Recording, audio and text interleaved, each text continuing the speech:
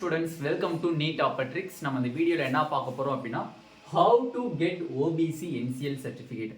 எக்கச்சக்கமான ஸ்டூடண்ட்ஸ் வாட்ஸ்அப்ல எனக்கு மெசேஜ் பண்ணியிருந்தது என்னன்னா, ஆனா எப்படினே OBC NCL சர்டிஃபிகேட் பண்றதுன்னு சொல்லி எக்கச்சக்கமான டவுட் இருக்கு. அது மட்டும் இல்ல, இந்த OBC NCL சர்டிஃபிகேட் வாங்குறதுக்கு என்னென்ன ப்ரூஃப் வேணும், எங்க போய் நம்ம அப்ளை பண்ணணும் அப்படிங்கறத டீடைலா இந்த வீடியோல பார்க்க போறோம். வாங்க வீடியோக்குள்ள போறதுக்கு முன்னாடி நம்மளோட நீட் ட்ரிக்ஸ் சேனலை சப்ஸ்கிரைப் பண்ணிக்கோங்க, கூடவே இருக்கக்கூடிய பெல் பட்டனை கிளிக் பண்ணிக்கோங்க. அப்பதான் நம்ம போடக்கூடிய வீடியோ உங்களுக்கு நோட்டிஃபிகேஷனா வரும்.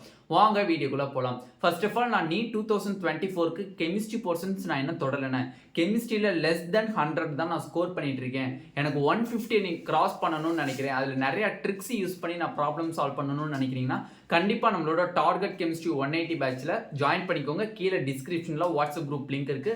பிரைவேட்டா மெசேஜ் பண்ணீங்கன்னா உங்களுக்கு டீடைல்டு கோர்ஸ் டீடைல்ஸ் சொல்லுவாங்க. ஓகேவா?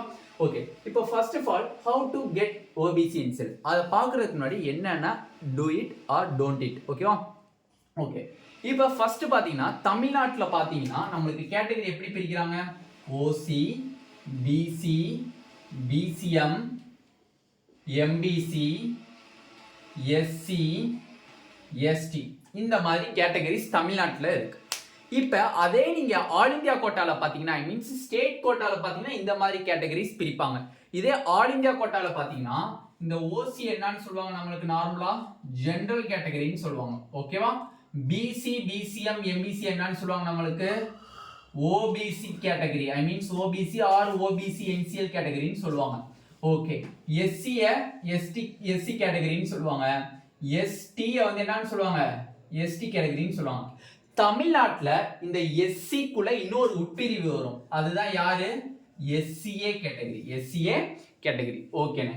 இப்ப ஸ்டூடெண்ட்ஸ் கேட்கறது என்னன்னா, ஆனா OBC NCL னா என்ன? இந்த OBC NCL யார் யாருக்கு பொருந்தும்?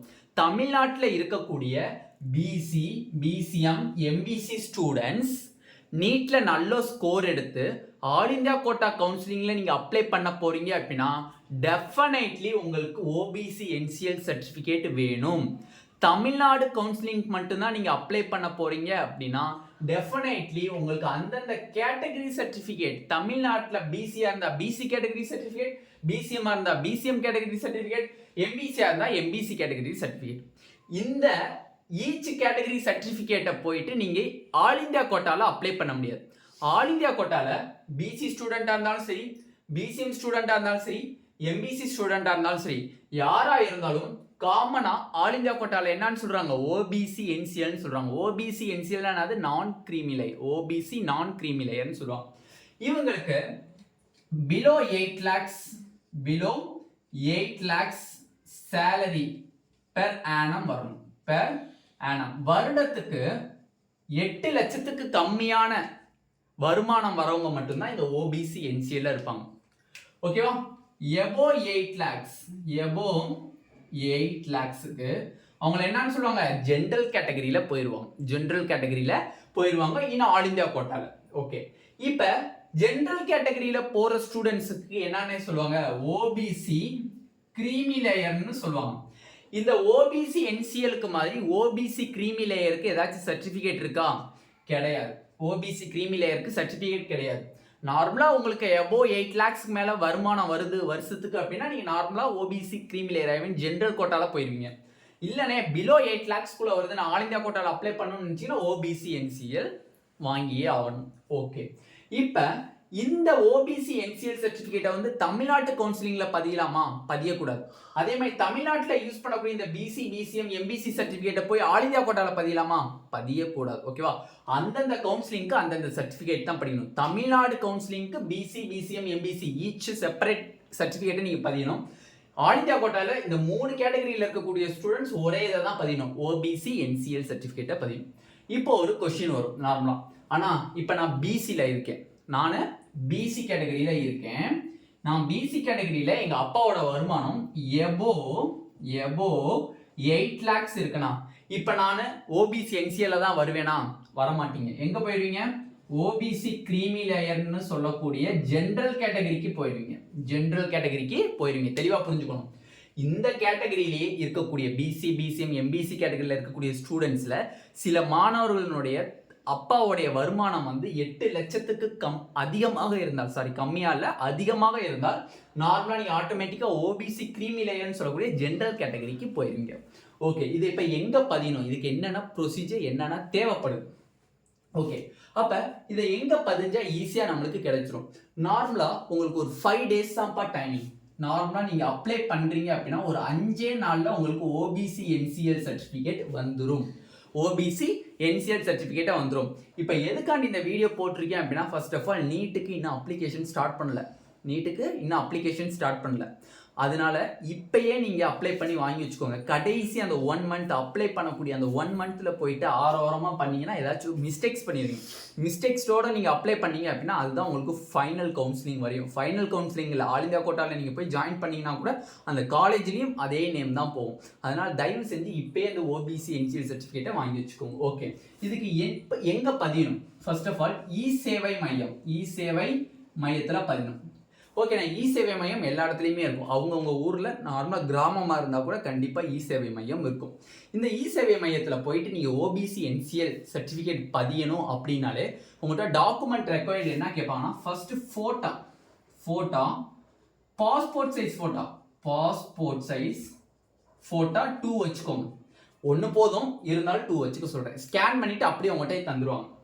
ரெண்டாவது ஆதார் கார்டு. என்னது? ஆதார் கார்டு. ஓகேவா? மூணாவது ஸ்மார்ட் கார்டுனா என்னதுப்பா? Ration card. ஸ்மார்ட் கார்டுனா என்னது? Ration card. சாமி இ-சேவை மையத்தில் ஸ்மார்ட் கார்டு கேட்பாங்க, சில இதில் கேட்க மாட்டாங்க, இருந்தாலும் நீங்கள் எடுத்துக்கோங்க. நாலாவது பார்த்தீங்க அப்படின்னா இன்கம் சர்டிஃபிகேட். நார்மலா இந்த இன்கம் சர்டிஃபிகேட்டினுடைய அப்ளிகபிள் டேட் எவ்வளோன்னா 1 இயர். ஓகேவா?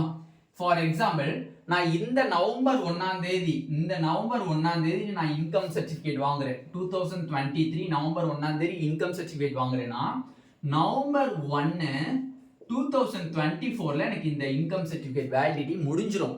அதுக்கப்புறம் இந்த இன்கம் சர்டிஃபிகேட்டை போய் நீங்கள் கொடுத்தீங்க அப்படின்னா செல்லுபடி ஆகாது. திருப்பி நீங்கள் இன்கம் சர்டிஃபிகேட்டுக்கு பதியணும். அப்போ இதுலேருந்து என்ன தெரியுது? இன்கம் சர்டிஃபிகேட்னா வருஷத்துக்கு ஒரு தடவை நீங்கள் பதிஞ்சுக்கிட்டே இருக்கணும். ஒவ்வொரு வருஷத்துக்கு ஒரு தடவை நீங்கள் பதிஞ்சுக்கிட்டே இருக்கணும் income certificate. Community certificate, first graduate certificate மாதிரி லைஃப் லாங் கிடையாது. இன்கம் சர்டிஃபிகேட்டுங்கிறது வருஷம் நீங்கள் பதிஞ்சுக்கிட்டே இருக்கணும். ஓகேவா? Income certificate. ரெண்டாவது அப்பா அம்மாவுடைய கம்யூனிட்டி சர்டிஃபிகேட் இல்லைன்னா ஏன்டே கம்யூனிட்டி சர்டிஃபிகேட் இருக்குனாலும் ஓகேவா? சர்டிஃபிகேட். அப்போ நார்மலாக நீங்கள் ஓபிசி என்சிஎல் சர்டிஃபிகேட் பதிய போறீங்க. எங்கே போய் பதிய போறீங்க? இ-சேவை மையத்தில் ஏன்னா நார்மலாக இருக்கக்கூடிய கம்யூனிட்டி சென்டரில் பதியாதீங்க, இ-சேவை மையத்தில் பதிங்க. அப்போ தான் உங்களுக்கு கேரண்டி 5 டேஸில் கண்டிப்பாக வர்றதுக்கு. மினிமம் சில பேத்துக்குலாம் 3 டேஸ்லலாம் வந்திருக்கு. அப்ரூவ்ட் ஆகி 3 டேஸில் வந்திருக்கு. தயவு செஞ்சு இ-சேவை மையத்தில் பதிங்க. அதுக்கு எடுத்துகிட்டு போகிறது ஃபோட்டோ 2 எடுத்துகிட்டு போங்க, ஆதார் கார்டு எடுத்து போய்க்கோங்க, ஸ்மார்ட் கார்டு எடுத்து போய்க்கோங்க. எல்லாமே ஒரிஜினல்ப்பா. ஸ்கேன் பண்ணிவிட்டு உங்கள் கையிலே தந்துடுவாங்க. இன்கம் சர்டிஃபிகேட் எடுத்துகிட்டு போய்க்கோங்க. அந்த இன்கம் சர்டிஃபிகேட் வேலிடிட்டியாக இருக்கான்னு பார்த்துக்கோங்க. கீழே நம்பர் கொடுத்துருப்பாங்க. அந்த இன்கம் சர்டிஃபிகேட்னோட பாட்டமில் ஒரு நம்பர் கொடுத்துருப்பாங்க, அந்த டேட்டு கொடுத்துருப்பாங்க. இத்தனாம் தேதியிலேருந்து இத்தனாம் தேதி வரையும் தான் இந்த இன்கம் சர்டிஃபிகேட் வேலிடிட்டி இருக்குது அப்படின்னு சொல்லியிருப்பாங்க. ஓகேவா? அதை தெளிவாக பார்த்துக்கோங்க. கம்யூனிட்டி சர்டிஃபிகேட்டை தெளிவாக பார்த்துக்கோங்க. இந்த 5 மட்டும் எடுத்துகிட்டு போங்க. உங்களுக்கு ஈஸியாக ஓபிசி என்சிஎல் சர்டிஃபிகேட்டினுடைய அப்ளிகேஷன் வந்து வித்தின் 5 மினிட்ஸில் உங்களுக்கு 15 கையில் தந்துடுவாங்க. ஓகேவா? அப்போ இதில் எப்படி how to get OBC NCL பார்த்துருக்கோம். யாருக்கு அப்ளிகபிள் இல்லை, எங்கே பதியணும், என்னென்ன டாக்குமெண்ட் ரெக்குயர்மெண்ட் எடுத்துகிட்டு போகணும்னு சொல்லி டீட்டெயிலாக பதிஞ்சுக்கும்.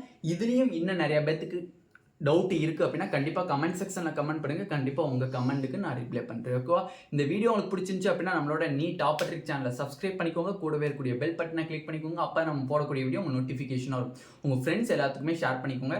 நீட் 2024க்கு நீங்கள் ப்ரிப்பேர் பண்ணிட்டீங்க அப்படின்னா நம்மளோட டார்கெட் கெமிஸ்ட்ரி 180 பேட்சில் ஜாயின் பண்ணிக்கோங்க. Thank you students.